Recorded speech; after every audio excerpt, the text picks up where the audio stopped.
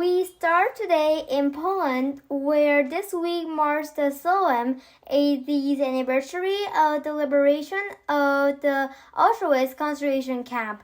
Auschwitz remaining survivors were invited to attend the commemorations that honored their experiences at the deadly Nazi concentration camp during World War II.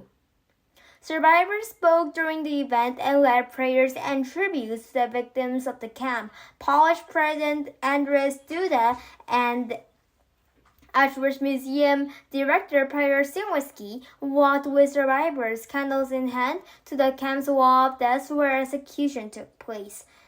World leaders also commemorated that anniversary, including German Chancellor Olaf Scholz and President Frank-Walter Steinmeier. French President Emmanuel Macron participated from the Holocaust Memorial in Paris. Later that day, Britain's King Charles paid tribute to the victims by laying a wreath at the Wall of Death, while royalty from Norway, Spain, and Denmark also visited the site. Approximately 1.1 million people were murdered at the concentration camp between 1940 and 1945. Most of those killed were Jewish, but other victims of Germany's Third Reich included Polish people resisting German occupation, like Roma, and Soviet prisoners of war. At the time the camp was liberated, 7,000 people who were very ill or close to death were free from Nazi imprisonment. The day's ceremonies focus on the survivors present rather than visiting dignitaries, as the youngest of them are currently in their 80s. A survivor advocacy group, the Queen's Conference, estimates around 1,000 of those survivors are still alive today. In 2005, the United Nations declared the date of the liberation of Auschwitz, January 27th, as International Holocaust Memorial Day. The annual day of remembrance honors the 6 million Jews killed during World War II by the Germans, who killed 2/3 of Europe's Jews and 1/3 of all Jews worldwide. Our Asia source brings us the story of one Auschwitz survivor personal journey to honor the history of the camp and share it with generations to come. What I'm about to tell you now, I had absolutely no knowledge of myself. For the last 13 years, Jackie Young has been taking teenagers beyond the history books. The war happened already 202 years. Educating about the Holocaust by retelling his harrowing story as a baby sent to a Nazi concentration camp.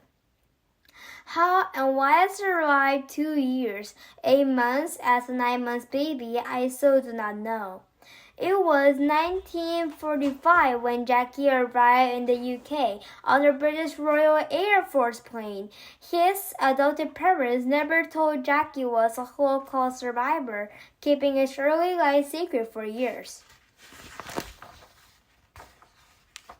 Any little piece of the puzzle of my past will be more than welcome. It's a puzzle that he's yet to complete, but with each piece, a moment of clarity for 83-year-old Jackie. What is something you haven't found out yet, but you would like to see? And an awakening of the minds of this younger generation. How did the whole process change your identity and the way you see the world today? That's what I call cathartic. With each passing year, some fear this generation could be the last to hear from Holocaust survivors. Their testimonies consist to footnotes in history books. Given what we heard from Jackie and the lesson from history and what is playing out in the world right now does this story shape all of you who are the future. It reminds us of the importance of teaching and educating younger generations to really combat prejudice and promote peace. I agree. And what kind of story kinds of leaves you wondering? And what about the other children that had the same story? What happened with them? Do they know what happened? Do they not know? Jackie says he has found peace that the puzzle of his life may never be complete. I resign myself to the fact that the pieces are smaller by the day. The reception you get from the teenagers, many of them have studied it, but as I heard today, it's quite another story hearing it directly from someone who lived and breathed it. What do you think they take away from it?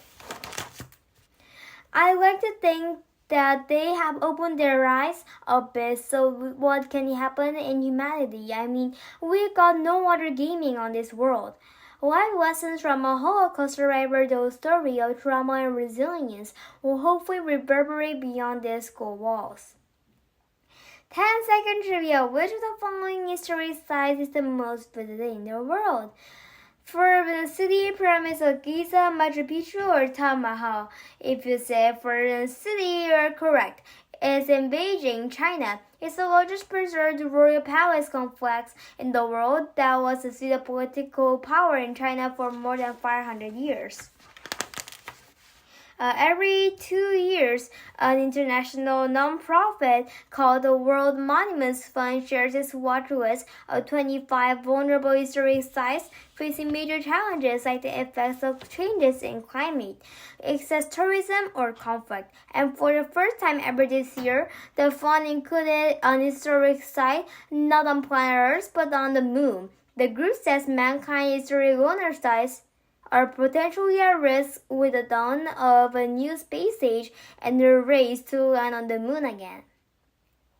Sites like the Tranquility Base where humans first set foot on the moon, astronaut Neil Armstrong's blueprint is still there, along with more than 100 other artifacts with the Apollo 11 mission, where the camera used to televise the landing. Apollo and Double spoke to a space archaeologist to tell us what might be at stake.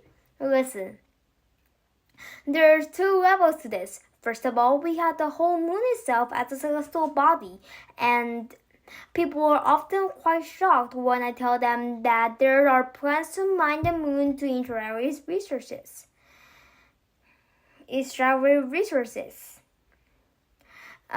So we have to think about the natural values of the moon.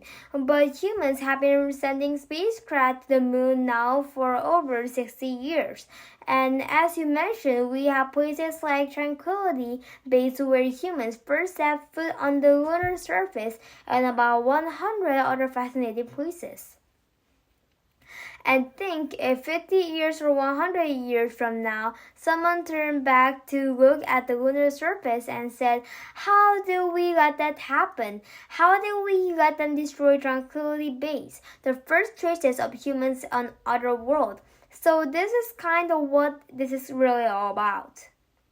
You mentioned that famous footprint. What are some of the other artifacts that are in the moon that require this kind of protection?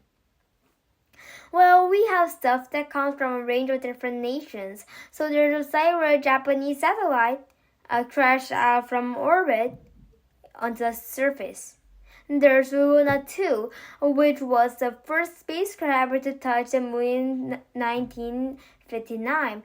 It's got probes, rockets, and medallions, civil medallions scattered over the lunar surface. So we want to be able to preserve some of this for future generations.